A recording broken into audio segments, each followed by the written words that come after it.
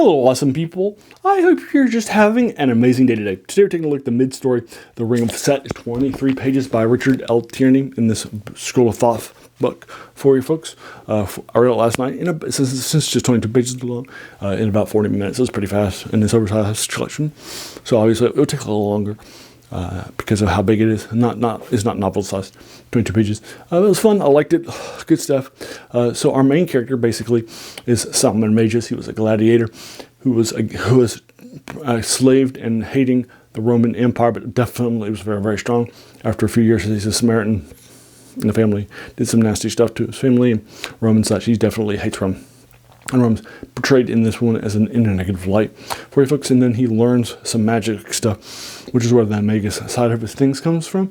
And so he has more magic and such.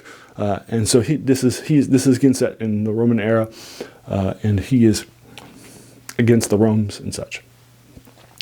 So basically what's happening in the first few pages of this is that Simon, and again, no spoilers, and so forth, these are sequential, but they aren't. But they just basically are separate stories. They're self-contained. Like one isn't leading off from the previous one, if you will.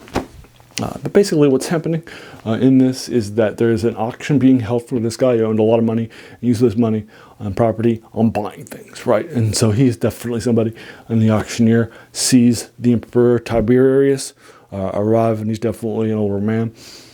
And he's a nasty guy. And we found out lots of nasty things about Tiberius in the previous stories and such, particularly the previous one.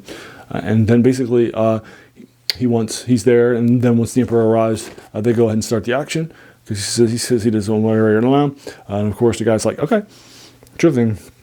Start bidding things like a slave and things like that. And he's like, I want to buy his gold and stuff, buy his gold and jewelry and stuff. And so he's right. I don't want to sit here and wait all day long for the good stuff. And the auctioneer's like, okay.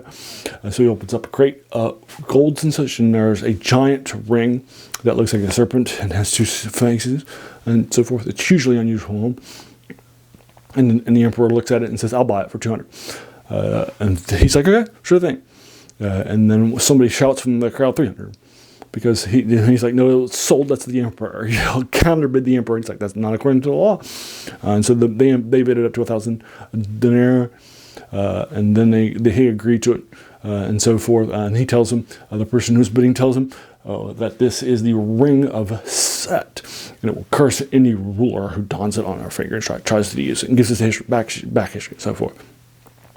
That's about 3 or 4 pages into it, so I'll leave you to it there, and such. The Ring of Set by Richard Tierney. It's good stuff. It's fast. It doesn't have a big surprising ending that I was hoping for, but it's fine.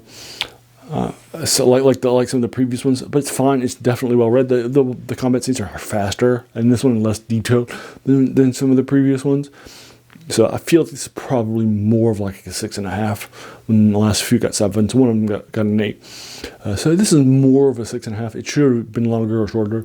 I think with longer combat scenes, and maybe being more fleshed out and such. Maybe a trick ending that you couldn't see coming.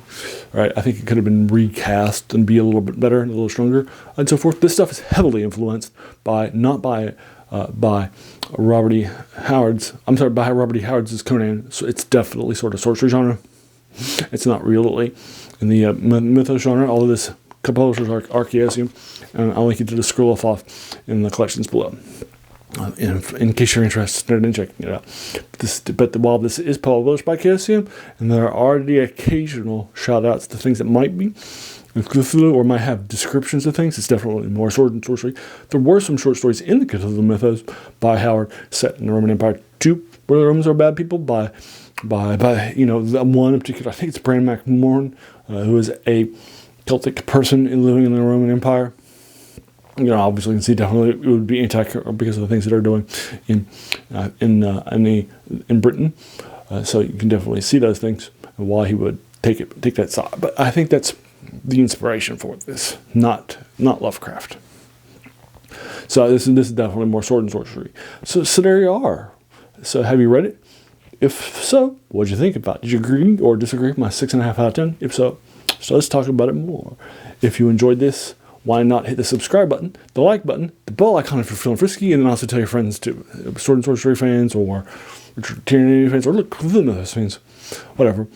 And then also, this as a reminder, this thing, the name of the channel, the worst thing about new books, that's a quote by a French philosopher named Jacques Joubert, who said that the worst thing about them was that they kept us from reading the old ones, right? And this is definitely an older work for you folks. And then finally, I want to pause and thank you so much just for taking some time out of your day and watching my video, because we all have so many things, right, that are happening in our lives.